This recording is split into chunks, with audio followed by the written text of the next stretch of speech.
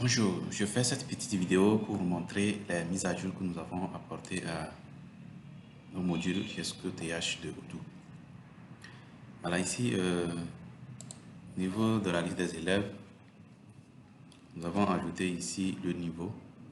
Et au niveau d'études, on peut voir ici qu'on peut ajouter certaines informations. Par exemple, ici, le montant à payer pour les frais de formation, les frais d'inscription et autres.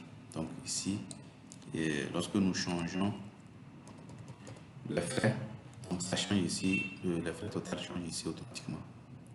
Voilà. Et ça change en même temps. Donc ça nous permettra maintenant, au niveau des finances aussi, par exemple, nous avons des améliorations, il y a les dépenses et puis il y a les recettes.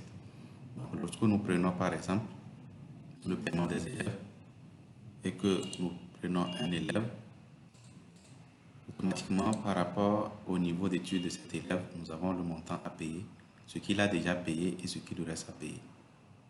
Voilà, et là, ici, je peux mettre, par exemple, il va payer 7 000. C'est un exemple, je mets 7 000. Voilà, donc, en se regardant, je vois ici qu'en payant 7 000, il va lui rester 570 000 au lieu de 577 000. Voilà, donc, et là, après avoir validé, on peut confirmer. Voilà. Après confirmation, on ne peut plus modifier, mais pour modifier, il faut annuler d'abord. Donc je peux annuler, tant que je n'ai pas encore comptabilisé, je peux remettre en brouillon et là je peux maintenant modifier. Et après modification, je peux reconfirmer. Et à chaque fois, vous allez voir ici que toutes les modifications apportées sont enregistrées à ce niveau, c'est-à-dire historique. Là, je peux comptabiliser. Là, une fois comptabilisé, on ne peut plus modifier, on ne peut plus annuler, tout est comptabilisé.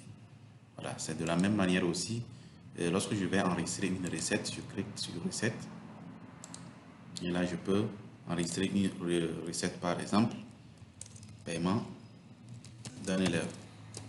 Sauf que ici, nous allons payer un élève de cette manière. Et là, partenaire, je choisis ici le nom de l'élève. Je mets le montant que l'élève a payé. Je ne peux pas payer les frais par ce moyen. Donc ici, je peux confirmer. Donc c'est juste pour vous montrer comment confirmer et comptabiliser. Et là, je peux comptabiliser la recette. Voilà, donc c'est l'argent qui rentre dans la caisse. Donc, de la même manière, je peux passer au niveau des dépenses, faire le paiement au professeur. Donc je peux faire un paiement au professeur. Donc là, voilà. Ok, voilà. Donc pour ce professeur, son montant, son salaire de base, c'est ceci. Les heures supplémentaires, c'est-à-dire le montant par heure supplémentaire, c'est ceci.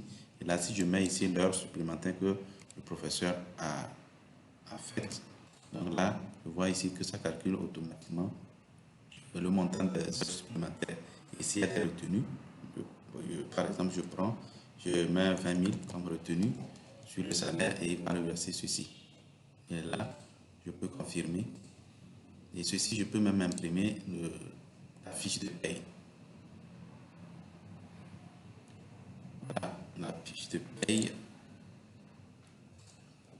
Voilà, c'est la fiche de paye.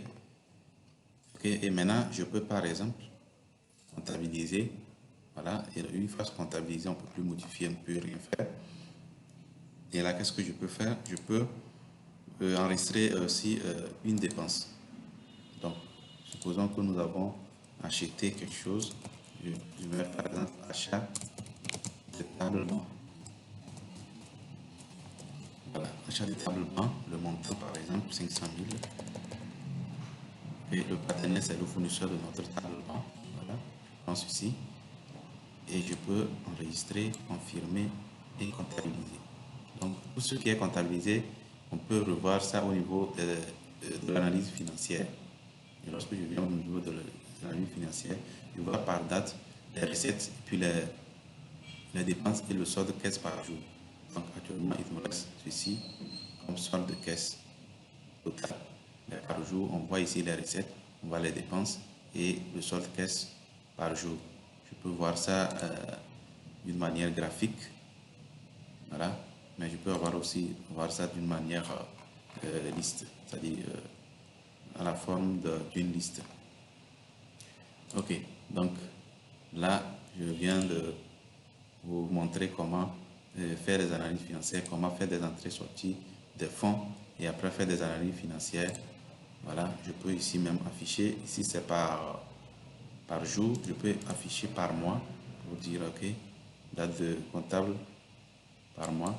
Là, je vois que pour le mois d'octobre, on a ceci, pour le mois de novembre, c'est ceci.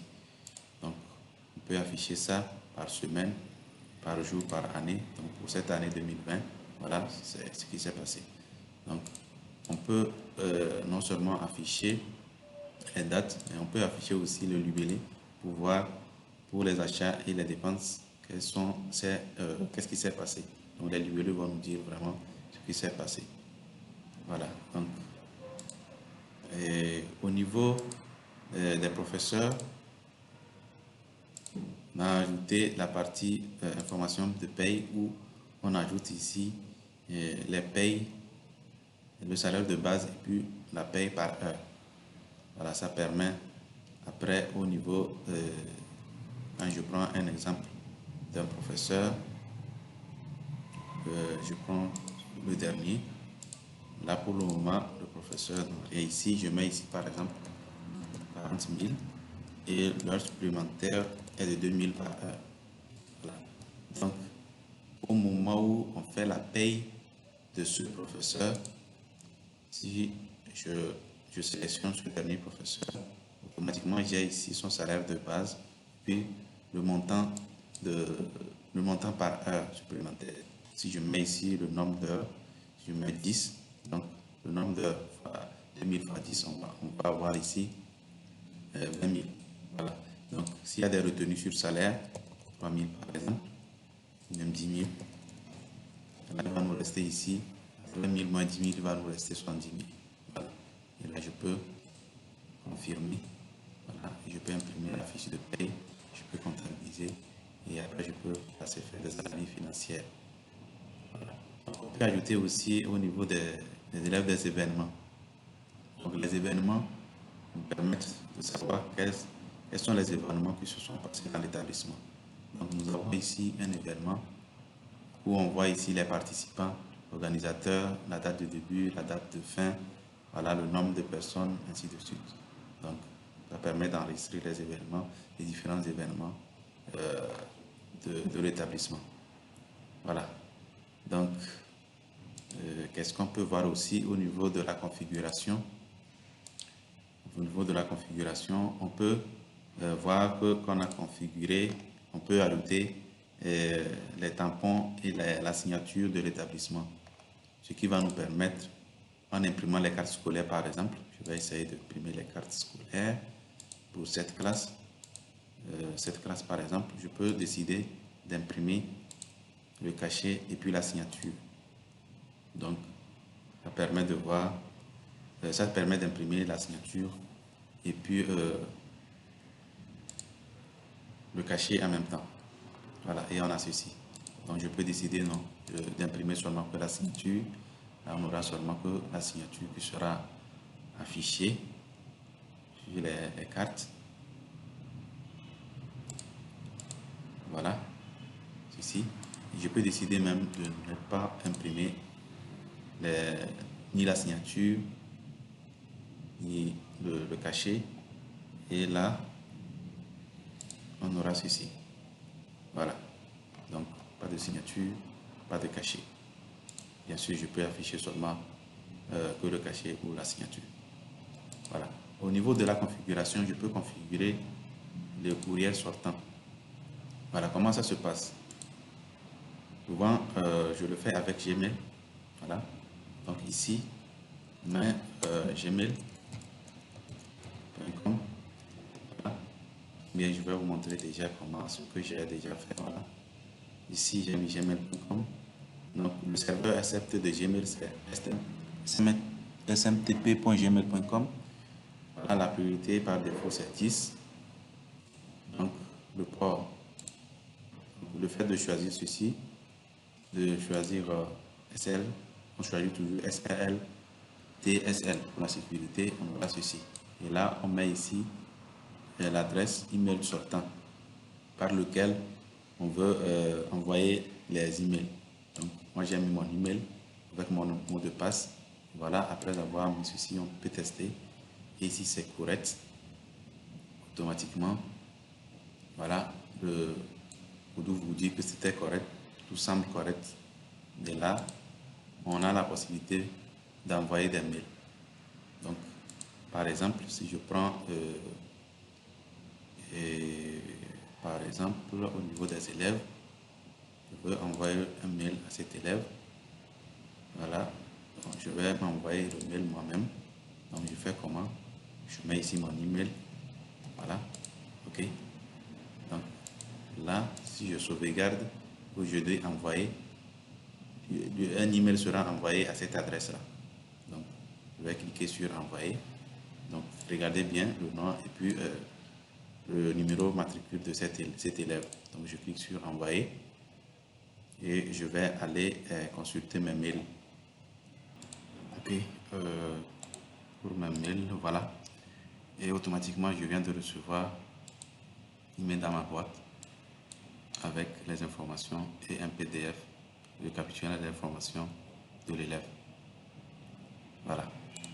Là, je vais revenir sur Odoo. Et qu'est-ce qu'on peut voir encore? Qu'est-ce qu'on peut voir encore? Voilà, c'est le menu finance que nous avons bien réorganisé. Nous avons ajouté aussi la partie configuration du courriel et la partie configuration générale de Gesco TH où on a ajouté le cachet et la signature.